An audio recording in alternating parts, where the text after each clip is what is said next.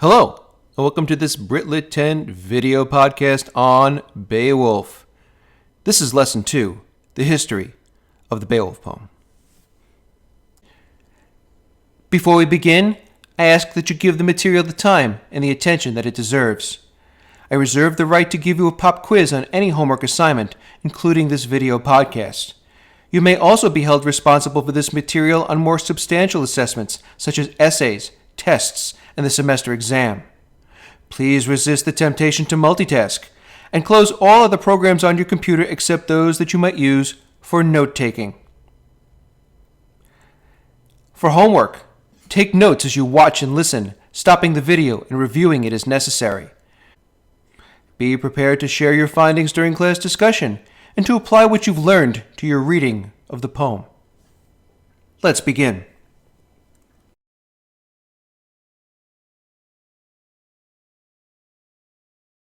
We are going to start today with a reminder that Britannia had been part of the Roman Empire since the 1st century. When the empire falls in the 5th century, a host of Germanic tribes pour in across the eastern frontier. Most of these tribes go west across the continent, across the land, but 3 tribes, the Angles, the Saxons, and the Jutes, go by sea, sailing from what is now Scandinavia and arriving on the eastern coast of Britannia in the middle of the 5th century. Over the course of the next 2 centuries, these 3 tribes fight each other and intermarry. Eventually, a number of major and minor kingdoms emerge. These kingdoms are independent, but their people also assume a collective identity, referring to their home as Angleland and to themselves as Anglish. We know them as the Anglo-Saxons. They and their culture would dominate the island until the middle of the 11th century. Beowulf is the story of a Germanic warrior who lives in Scandinavia in the 5th century. It was first told by the Anglo-Saxons sometime in the 8th century. It is worth noting that the story takes place in the same part of the world that the Anglo-Saxons' ancestors came from, and that it takes place at the same point in history as when those ancestors first began to migrate to the island of Britannia. Beowulf is very much a story told by immigrants about the land from which they came, and the ancestors who lived there. Originally, Beowulf was an oral poem, which means that it was told from memory and passed along from person to person, from tribe to tribe, and from generation to generation.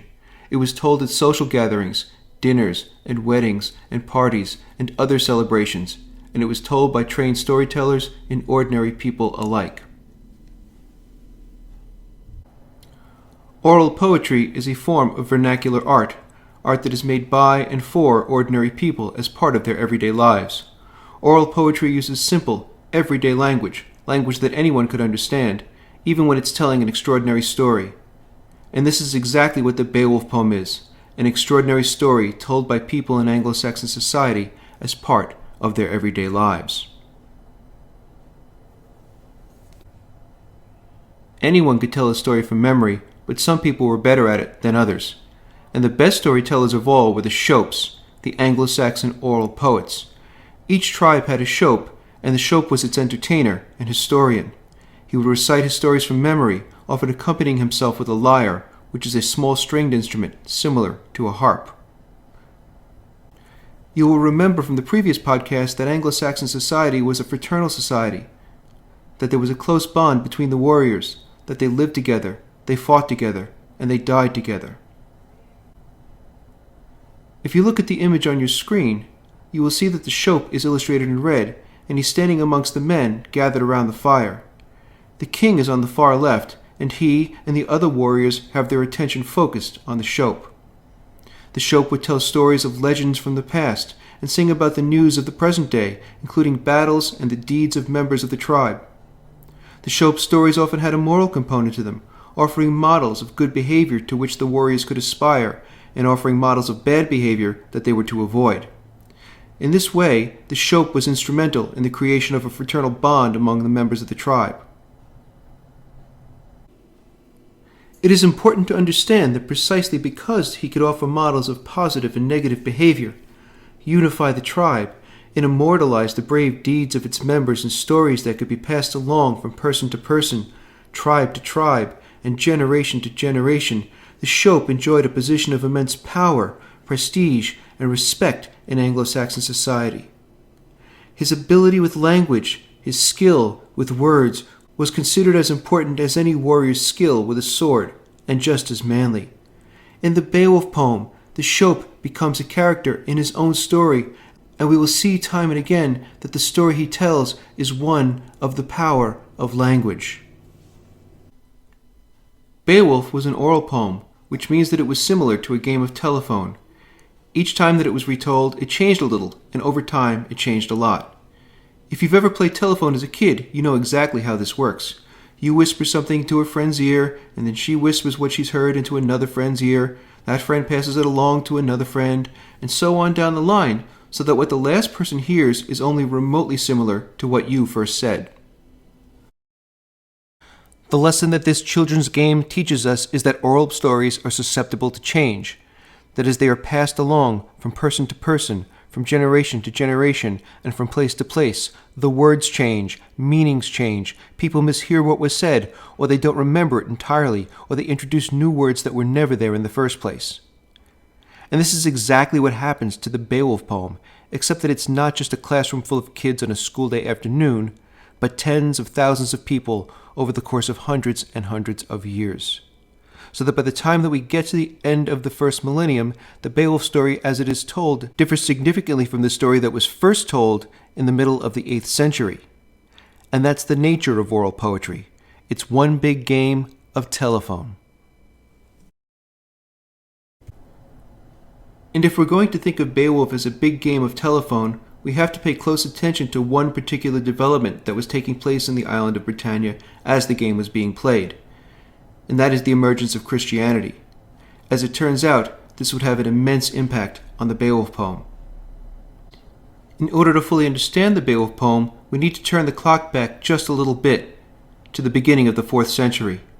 It was then that the Roman Emperor Constantine issued a proclamation known as the Edict of Milan, which sought to promote religious tolerance throughout the empire. Now, the Edict of Milan was a general proclamation, but it was really meant for the Christians, who had been targets of persecution for over 2 centuries.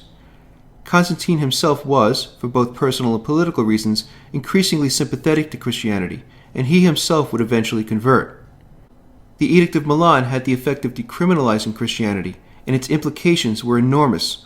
Over the next few centuries, Christianity would go from being a minor religion practiced in secret and fear to the most powerful and widespread religion that the continent had ever known. In the year 597, the Roman monk Augustine arrives on the island of Britannia. He's been sent there by Pope Gregory with the task of converting the pagan tribes, including the Anglo-Saxons, to Christianity. Now, there were 2 Augustines in history. The one that you've probably heard of is Augustine of Hippo. I think he gets some love in Western Civ and AP Euro. The Augustine that is sent to Britannia would become Augustine of Canterbury, the first Archbishop of Canterbury. They are 2 different guys living about 150 years apart, and you should do your best not to confuse them. Augustine arrives in 597, and his first prospect is an Anglo-Saxon king, King Ethelbert. Now, Ethelbert is the most powerful king in all of Anglo-Saxon Britain, and Augustine is able to convert him, perhaps because Ethelbert's wife, whose name is Bertha, was already a Christian. At any rate, when Ethelbert converts to Christianity, his subjects follow suit. Soon more Christian missionaries arrive, and as the word gets out that the most powerful king in Britain has converted to Christianity, more Anglo-Saxon kings and subjects do the same. Over the course of the next 4 centuries, Anglo-Saxon paganism and Christianity will come to coexist side by side on the island of Britannia. It is important to recognize that this process was a pretty complicated affair. The conversion to Christianity was rarely a clean break. Most converts continued to cling to the old ways, and others adopted only the aspects of Christianity that suited them. In some instances, a household might have one pagan spouse and one Christian spouse, and the children might be raised in both traditions. There was a lot of give and take, and most of it was messy, but one thing was clear. As the decades and the centuries wore on, more and more Anglo-Saxons were embracing Christian ways. So, as the pagan story of Beowulf is told and retold again, many of the people who were telling that story were also hearing and then telling and retelling another story, the story of Jesus Christ. Eventually, the story of Jesus becomes intertwined with the story of the Beowulf poem, and as you read the poem you will find plenty of instances where a pagan character thanks the Christian God, or praises Jesus, or where the poet marvels at how lucky the pagan characters were to have Jesus in their lives, even if they didn't know that Jesus exists. This may seem contradictory in a lot of ways, and it is, but it makes perfect sense if you just remember that the Beowulf poem is one big game of telephone. So after 3 centuries of oral transmission, after 3 centuries of being told and retold again, and the countless changes that occurred during that process, the poem is finally written down by 2 Christian monks sometime in the late 10th or early 11th century. So who were these monks? We have no idea. How do we know that it was 2 monks? Easy. About halfway through the manuscript, the handwriting changes. It's not clear what happened to the first monk. Did he die? Did he get bored and move on to something else? Did he leave the monastery entirely? We don't know. What we do know is that he stops transcribing the poem about halfway through, at which point another guy comes in and finishes the job. Now you may ask yourself, did these 2 monks add Christian elements to the poem? We don't know for sure, but it certainly does seem likely. However, because the poem was told and retold by an increasingly Christianized population for nearly 300 years, it seems reasonable to assume that many of the Christian elements were inserted into the poem well before it reached the monks, and that anything that they might have added was simply icing on the cake. The Beowulf poem exists in this single manuscript. If it weren't for those 2 monks, we would not have the poem at all. And when the second monk finishes the manuscript sometime in the late 10th or early 11th century, it was completely forgotten about for nearly 600 years. In fact, there is no record of the poem's existence at all until the late 16th century, at which time it is part of a private library. The manuscript was transferred to another, presumably safer library, but when this second library burned to the ground in 1731, it suffered considerable damage. In 1751, it was moved again, this time to the British Museum, where it was considered of very limited interest until well into the 20th century. Indeed, when anybody thought of the Beowulf manuscript, and believe me, very few people did, it was as a decrepit historical artifact of a savage people that had disappeared from the face of the earth long ago. Toward the middle of the 20th century, the general indifference toward Beowulf, and the view that it was merely a musty relic from a dead warrior culture, began to change for 2 reasons. The first factor that encourages people to appreciate the poem's artistic merits is a lecture by a man named J.R.R. Tolkien, whom you might know as the author of The Hobbit and the Lord of the Rings trilogy. But Tolkien wrote those things for fun. He made his living as a professor of Anglo-Saxon poetry at Oxford. In the lecture, which was entitled Beowulf, the Monsters and the Critics, Tolkien argued that Beowulf had rich characters and an intricate narrative structure and an exciting story to tell, that it wasn't just some random scrap of writing from a dark and distant past, but a compelling and complex work of art. Implicit in Tolkien's lecture was the idea that although Anglo-Saxon culture was a warrior culture, its people were a lot more artistically capable than most scholars thought. Tolkien's hypothesis that the Anglo-Saxons were capable of great art and that the Beowulf poem was an example of that great art was definitively supported just 3 years later in 1939 with the discovery of a burial ship, an Anglo-Saxon burial ship, at a place called Sutton Hoo in southeast England. Now, if you don't know what a burial ship is, listen closely, and I will tell you. In certain Germanic cultures, such as the Norse, the Anglo-Saxons, and the Vikings, when a king died, the people would take his body down to the sea and put it in a warship. And then they would fill the ship with treasure, with gold, and jewelry, and ceremonial war gear, shields and helmets and swords.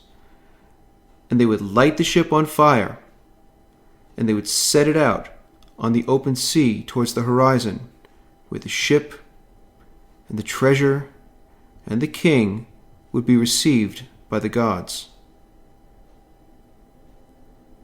There are several variations of this practice, depending on the point in history and the exact geographic location of the tribe, but the most prominent variation involved taking the king's body, putting it in the warship, filling the ship with treasure, and then, rather than setting the ship on fire and sending it out to sea, burying the ship underground and building up the earth around it in what would come to be called a burial mound or a barrow. And this is exactly what happened to an Anglo-Saxon king in the late 6th or early 7th century. His barrow was part of a larger complex of burial mounds at Sutton Hoo that were excavated beginning in 1939. Upon opening the site, the archaeologists found that anything that was organic had almost completely decomposed. The hull of the ship, whatever else was made of wood, anything that was made of leather or wool or cotton, the king's body, all of these things completely or near completely disintegrated. In this computer graphic, you can see the impression that the hull made on the earth below it, a product of the sheer weight of the ship, which was 90 feet from tip to tail. Here is a photo of the archaeologists working at the site shortly after it was opened up in 1939. They're collecting the iron bolts that held the hull together. The bolts were badly rusted as the wood that surrounded them rotted away over the course of hundreds and hundreds of years. Now, although virtually everything that was organic had disintegrated, archaeologists were astonished to find that after over 12 centuries of burial, the one thing that had emerged from the site in perfect condition was the treasure. Here we see an Anglo-Saxon ceremonial war helmet, which had been placed near the king's head many hundreds of years before. What is immediately apparent is the extraordinary detail in the metalwork, and the high degree of artistry involved in the overall production of the helmet. As one expert said, the level of craftsmanship of the treasures of Sutton Hoo exceeds anything of the sort to be found anywhere else in Europe. Here is a ceremonial sword, found next to where the body of the king had been. The leather scabbard is badly decayed, but the blade itself is as clean as the day that it was made. Notice the gold details on the butt of the handle. The level of craftsmanship is simply stunning. And while the king's body had long since returned to the earth and his clothing had rotted away, it was clear that he had been buried in ceremonial military dress. This is the buckle from the belt that he was wearing. Here, too, the work is painstakingly intricate and the detailing is extraordinary. Not only were the treasures beautifully wrought, but they were exquisitely engineered as well. Here are the shoulder clasps that the king was wearing. They are made of gold and inlaid with precious stones. Here is one of the clasps moments after it was discovered at the site. This photo reveals each clasp to be made of 2 interlocking pieces and a pin, allowing it to sit properly on his shoulder and to attach to his clothing below.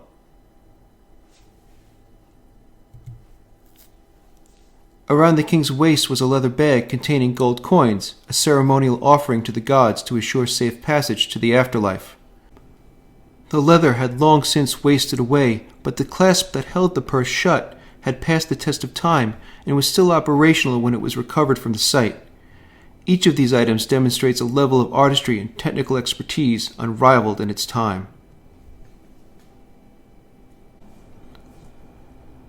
Finally, here is a Shope's lyre, found in the king's burial chamber not far from the ceremonial sword. It reminds us that the art of poetry was as important to the Anglo-Saxons as the art of war, precisely the point that Tolkien had made just 3 years before. And for the past 70 years or so, not only have we given the Beowulf poem the attention that it deserves, but we have given it our attention for the right reason, because it is an exquisitely crafted and compelling work of literary art. That's the way in which we will look at the poem beginning with the next podcast. Take care until then.